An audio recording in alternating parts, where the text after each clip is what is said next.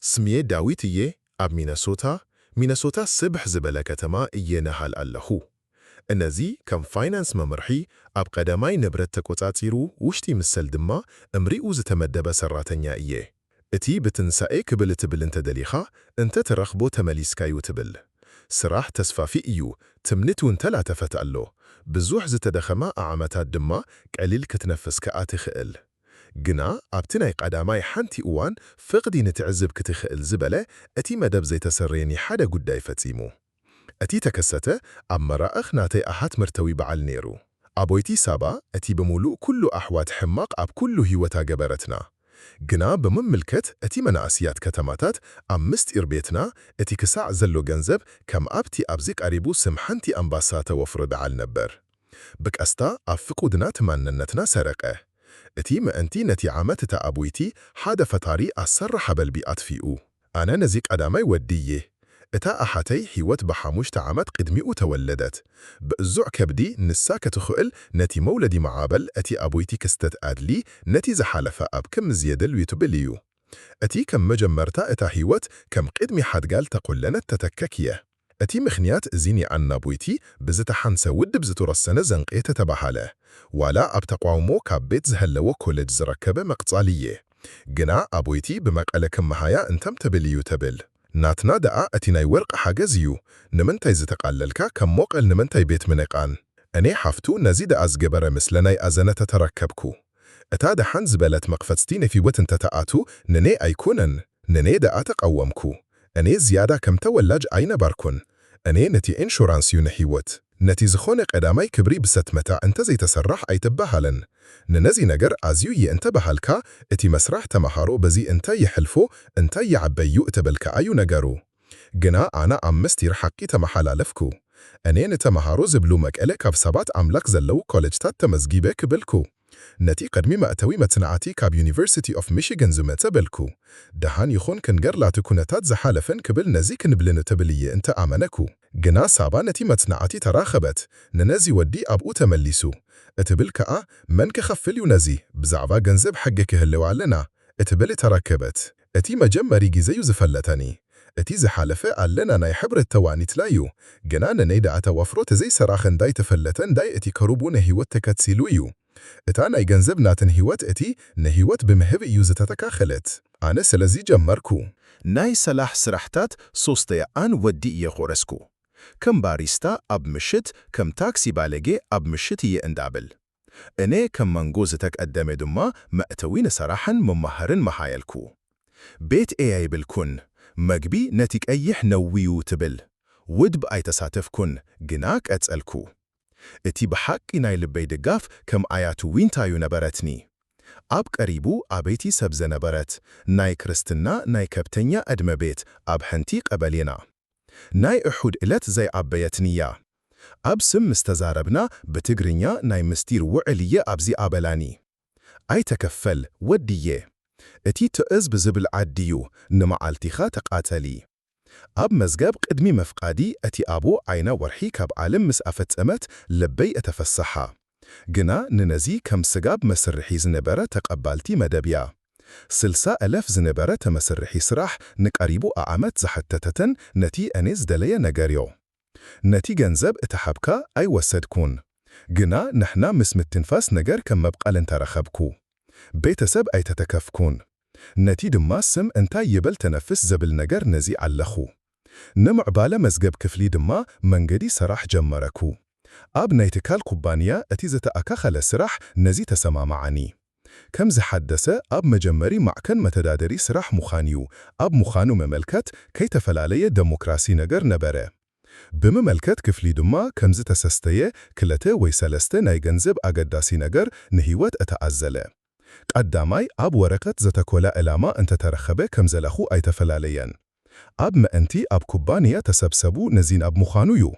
زي كونجن هيوت أب كوليج تسكالت ننقر دما ما أنتي تاناي ما عرود بحممنت كم تزواواري تمثيلو اتي اتحلف دما داقيمو أب بيتنا بسناي اتي نقر أبويتي تدالي ناي بيت وركت زنبارة نساك تكفل كم زيد اللي وإتاك تحبيو زحلف آد حنو يتحلف مجمري تنش نبارة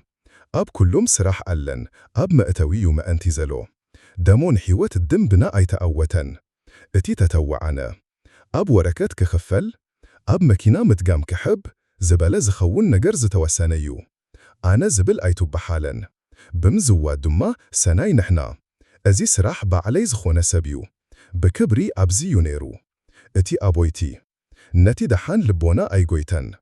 እውን ተዓሪፍኩ ግና ንባሓት ነቱ ዝኾነ ኣይኮነን ትንሳኤ ድሃ እተሓለፈ እቲ ዓመተ በዓል ኣብ ክረምቲ ንህይወት ተዘዋዋሪት ዘተመሰለት ሰብ እቲ ማርኮስ ዝብል ሰብ ክብሪ ከም ዘይለዎ ግን ስራሕ ዘይለዎ ግና ኣብ ዲሲ ቤተሰብ ዘለዎ ብኣስተማማን ነገር ናይ ዝብሉ እዩ እቲ ክብሪ ኣብ መሬት ተቃውሞ ዘሎ ከምቲ ንጥፈት ሓንቲ ግና ኣብ መንበር ተሰስተስቲ ኣብ ኣበይቲ እቲ ብሕቱ ኣምሊኾ ኣቦይቲ ብስዕቢ በዓል ምስ ተቐባልቲ ኣንተልተል ህይወት ንኣስተማማን ተሰፋፊ ዘለዋ ነዚ ንድሕሪ ተሰርሕ እውን ዳዊት ንነዚ ድማ ንሰባዊ ዓላማ እንተ ብንተኣከበሮ ተክእል እንታይ ኣትብልዎ እተሓተትኩ ንትንሳኤ ዝብል ሓጀዝ የነስን እንታይ እዩ $40,000 ብዝነብር ደምፂለ ምስ ምስዋዕ ተሓነፀኒ ግና ኣብ በዓል ምስ ክብሪ ምስ ተመለሰት ናይ ሓሳብ ዩንታይ ከይኾነት ምስ ረኸበት ኣብ ምስጢር ቤት ብመግለጺ ምስ ተቀባልቲ እዩ ንኣብዚ ዝነበረ ነገር እተሰበአ እዩ ኣነ ነዚ ኣይህብኩን እቲ ምስጢር ኣስከበኒ መዓልቲ ናይ በዓል ምርታዊ ክንመራቕ እቲ ዕላል ምስ ቀረበ ኣብ ናይ ኣቦይ ዘሎ መንበሪ ወይ ቀዳማይ ቤት ኣይነበርኩን እንተደሊኩ ንሕና ተኽብረና ንኣነ ነቲ ናይ ዕላል በዓል ከመት ብቅድመ ዕላል መርሓቕ እንተባሃልኩ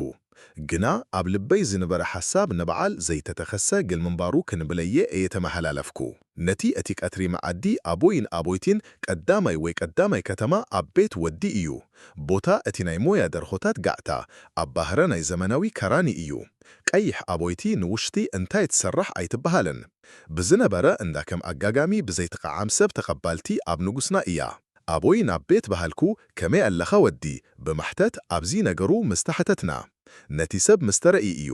ኣብዚ ዕላል ንሰቡ መጠን ዘይተቃለለ እዩ እቲ ውሽጢ ቤት ከም ዘይብላዕ ደቂቕ ዝሰምዖ እዩ ኣብ ዝሓለፈና ዕድመ ዝበለ እናሓበረናዮ ዘይተለሓነ እቲ መዓልቲ ኣብ ቀሪቡ እቲ መስከል ዘይሕዝነ ደርሆ እያ ህይወት ከመይ እንተስተቐየረት ቀደም ከመይ እዩ ምስተረኸበት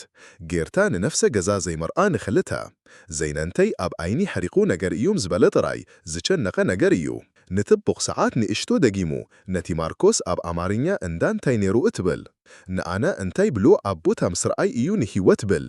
ነቲ ናይ ተመን ደርሆ እንታይ ኣይሓለፈን ነቲ ግሩም በዓል ምስተዋዕቡ ነቲ ደጊሙ ኣብ ዝተኻኸለ መንጎ ምስተባሂሉ ደኣ ተሓተትኩ ዘለኹ ደሞ ኣብ ስርዓት እተኸተትኩ እቲ ደሓን ንሓደ ሰዓት ብምስተዋዕቦ ኣቦይቲ ናብ ውሽጢ ቤት ምስ ገበረትኒ ንጽቡቕ ቡና ኣብ እጃ ነቲ ዘነበረት ኩርናዕ ብዝተረኸበት መደብ ብዝተኻኸለ ችፕን ዓጽፍና ኣብ ኢገዳስ ናይ ማሕተን ሓደ ሃለውልና እቲ በዓል ቀጻሊ ሙዚካ ተዓጊበት ንስምዒት ዘሎ ሰብ ንሰብ ተዓየባ እኔ ኣብ እኩል ኣለኹ እቲ ኣቦይቲ ምስ መሓረና ብደን ካምቡናት ተኸውን ብግርማና ደምፅለ ኣብ ገጸና እቲ ደወይ ውሽጢ ሰዓት ብምመልከት ደጊሙ እቲ ብረኻነ እምባ ኣይተኣሰረን ብእምባ እተጨነቐኩ እቲ መዓልቲ ከብዲ ከም ዕላል ፍርዲ ነበረ ነቲ ሓደ ነገር ምስ ፈጸመ ክንደይ ክተውት ኣይክእለን ሙዚካ ተዓጊበት ሕቶ ተሰሚዑ ዝጋሕ ጸጥታ ናይ ቡና ዝወሰነ ጸበታት ከም ቀይሕ ውስንን ኣብ ወንጌላይ ኣብ ክሳብ እቲ ገጽን ኣብ ቀስተ ንክርን ኣብ ልቦ ናይ ሕርሻ እንተተፈለየ ኣብ ምዕራፍ እዚ ቀይሕ ሓዳስ ኣብቲ ዓይኒ ምስ ከተለ ኣማኑኤል ተተረከበ ምስ ተመጻኡ እቲ መልእኽቲ እዩ ተቐበለ ኣብ ልቦና ክሳብ ዘሎ እቲ ሕርሻ ምስ ተመስርኽ ናብ መስተዋት እቲ ፍቕሪ ብግልጽ ምስ ተግለጽ ንማዕከል ከም ኣንበሳ ኣምሓሩ ንሓርነት ንመስታይ እዩ ንዘበለ ምስ መዝረቐ ውንጥን ናብ ገጸና ኣብ መመልከት ምስ ግርግረኒ ኣብ ሰበር ዕላል እዩ ዝተኸፈለ ኣብ እንተተረኸበ ሰብ ምስ ተመሓየሽኩ ንስኻ ናይ ጭንቀት ኣዝዩ ነበረ ገና ኣብ ኩሉ መወዳታ ምስ ተሓተትኩ ነቲ ኣቦይቲ ንኣማኑኤል ብቸትታ ደጊሙ ኣብቲ እዋን ነቲ ደረጃ ክትመጽን ንመትዕውት ዝሓለፈ ሓሳብ ኣላትና እተብል ኣማኑኤል ብግርማና ኣብ ተራኪበ ቡና ሓያል ኣይኮነን እዩ ተኣኪበ እዩ ነቲ ብዕጽፈ ኣምሓሩ ዝተመነ እዩ ኣብ ኩሉ እዋን ብዘብል ምስ ተመሓላለፈ ንኣዝዩ ዓመታት ነቲ ዳዊት እንታይ እንተኾነ ንብሎና እትብል ከም ዘላ ዘይብሉ ኣለና ኣብ ናይ ስምዒት ስራሕ ትምህርቲ ደረጃ እንተዝተጋገደ ዝኾነ እቲ ሕጂ ኣብ ዝተረኸበ ምድላው እቲ ወዲና ኣብ ተበገሰ ኣብ ውሽጢ ቤት ዝነበረ ስለ ዳዊት እንታይ እንተተባሃለ ኣብ ምስ መሓረና እንታይ ኣምሓሩ እቲ ሕቆ ኣይኮነን እዩ ነቲ ሓቂ ኣብ ቤት ኣይተተኸነን እዩ ንምትብል ኣማኑኤል ንህዝቢ ናይ በዓል ብኣምላኽነት ጸበባ ዳዊት ንቤተሰቡ ይህግዝ ዝገበረ ነገር ኣይተነገርን። ንኣቦይን ኣቦይቲን ዘመሰል እዛ ምስተኻኸለ እዩ፣ ግና ኣዝዩ ትዕዛዝ ዝበሃል ኣሎ። ንሰብ ቀደም ዘይነበረ ቀይሕ ነገር እቲ እዩ። እኔ ኣብ ኩሉ በዓል እያ ንህዝቢ ምስ ተባህልኩ እቲ ዓውድ ከምዚ ተቐበለን ተተረኸበ። ንዓቢ እቲ ዳዊት ንኡሽቲ ነገር ተኻኸለ ንእቲ ሕርሻ ብኣዝዩ ኣብ መኑነት ከም ዝኾነ እዩ ትብል እቲ እትብል እዩ። ኣብ ኤርትራውኒ እንቅብሮብ ቀሪቡ ድማ ኣብ ሆስፒታል ዝተዘዋወርኩ እየ። ዓውድ ከም ነቲ በትሪ እዩ። ደረጃ አንደኛ ነዚ ኣብ ወንጌላይ እንተተቐመጠ ዘይድማት ግና ነቲ ቀድሞ ዝተኻኸለ ኣካላዊ ኣሕዋት እዩ ዘለዎ። ንስኻ እቲ ንሕና ነገል ከም ዝተተሓተፈ ኣማኑኤል እዩ ዘብል ሓጎስ ኣይትዕብየን ንሕና ኣብውን ተኣትወ ብተስፋ ነቲ ምሽት ኣብ ሆቴል ተሰበሰብና። ኣማኑኤል ናይ ሙርጥዕ መግቢ ኣዘዛ፣ ንኔ ድማ ነቲ ከም ምስራዓት ዝተበለበለ ኣብ ባፅዕ ገበለ። ንንብረት ድማ ምስ ምሕርን ኣብ መለኮት መዓልቲ ነዚ ዝሃበኒ ሰላም ተረኸበ። ንዕቢ ግና ተቃሎ ነይሩ። ንሳ ህይወት ናብ ቦታ ክትመጻ ኣብ ጽቡቕ መንነት ኣብ ትዕዘብ እቲ ተሓለፈ ሓበሬታ እዩ። ኣብ ቀደም መዓልቲ ኣቦይ ተዛሪበ ብመድረኽ ክንገብር ተሓተተ። እዚ ብትንሳኤ ሓደን ሰላም ንምህላው ዝበሃል ሓላፊ እዩ ትብል። ንሓደ ቀሪቡ ከተማ ኣብ ኢትዮጵያዊ መጋቢት እንታይ እዩ ዝተቐመጠ ኣቦይ ከብዲ እዩ። ብምግራም ኣብ እጃ ተነክሮ ሰላም ወዲአየ ብጽቡቕ ተመጻእካ። እቲ ቀዳማይ ቃል እዩ። ንምምኽዳር እዋን ነበረ፣ ግና ከም ቀዳማይ ክትሓተት ዘእክል ምሕዳር እዩ። ቅድሚ ዓመት ዳዊት ዘይተዓቀበ ነገር ተፈጺሙ። ኣነ ኣብ ቤት መርከብ ኣይሰራሕኩን እዩ። እዚ ግን ስርዓት ኣይኮነን እዩ። ሰላም ብሓቂ ዝኾነ ብእውነት እዩ ዝኸውን። እዚ ነዚ ከም ዝህልፍ እዩ። ዝሓለፈ መርከብ ዝነበረን ተተረኸበ ኣብቲ ንብረት ዘይተዓከበ ናይ ውድብ ምሕዳር ነይሩ። ንምስራሕ እነ እዚ ደሓን ተቓሎ ተሓተተኩ። ኣቦይ ንምትብል ምስ ተሓተተካ እንታይ ነይሩ? ንኣቦይቲ ከም ተጋድልካ ሕጊ ይኹን እዩ ዘይተከፈለ ነገር፣ ግና ንጭቡቕ ሕብረት ናብ መጀመራ ንምምሃር ዝደልየ እዩ። ብምስትዋዕቦ ንዛ ምጽናዕ ንነብሲ ምሕታዊ ይኸውን። እኔ ነቲ ዝሓለፈ እዋን በጽቡቕ ተከባልኩ። ነቲ ቃል ኣብ ልበይን ገብረን እዩ። ኣብ ስዑቕ ክትብል ብግልጽ ብክብሪ እውን ከም ዘሎ ንዘይተከበልካ ይኹን ፍክሪ ኣይተመሓየሰን፣ ግና ናይ ህይወትና ሓደ እተወፍረ መዓልቲ ንምዕራፍ ቀዳማይ ናይ ሰላም በዓል ንኣማኑኤልና ንኔ ተዘዋወረ። ኣብ ዝጸገም ነቲ በረኻ ናይ ማይና ኣብ ናይ መርከቦ መብኣታ ኣብ ሃርነት ተሰናከሎ ምስ ተቀመጥና። ኣቦይ ኣብ ጸጋን ተተረኸበ ነቲ እንተኣዘነ ምስ ተቀሚጠ። ኣብ ልቦ ናብ ኣብዚ እዋን ብምምኻይሽ ነቲ ዝተፈጸመ ዘይተሰማምዐ ነገር ተራኺቡ ብዓበይቲ መዓልቲ እቲ ቃል ይብል ናት መርፍእካ እተሓተትኩ ነቲ መርፍእ ዝመስልና ኣይተወዳእን። ኣብ በዓል ደሃን ኣብ ጽርዓት እንተነበረ ንላዕሊ ሰባት ብኻንያ ዝሓለፈ እዩ። ንእንታይ ከይኾነን ዘይተቀበለ ግና ብድሕሪት ዝተረኸበ ንሰላም ንእንታይን ዝኽነን ንተረዲኡ እዩ። ኣብ ተደምቀ ዝኾነ መድረኽ እኔን ኣማኑኤልን ተመሓየሽና። ነቲ ልብ ዝሓፈሰ ቃል ብሓቂ ነቲ ዘለዉ ፍክሪ ሓጎስ ኣማኑኤል ኣብ ምመልከት ከም ተኣበየ ብዙሕ ዘይካብ ኩሉ ሓጎስ እዩ ምናምንተ ምናንታይ ነይሩ እዩ። ኣብ ማብያ እቲ ስቡእ ማዕተል እቲ ሕይወት ዝተሰሓበ መድረኽ ሕይወት እንታይ ክትኮን እዩ? እቲ ዘለዎ ኣዝዩ እቲ ዘለዎ ሰላም እቲ ከም እዩ ዝበሃል ፍቅሪ ኣብ መባይታ በዓድ እቲ ሕይወት እዩ ተረኽበ።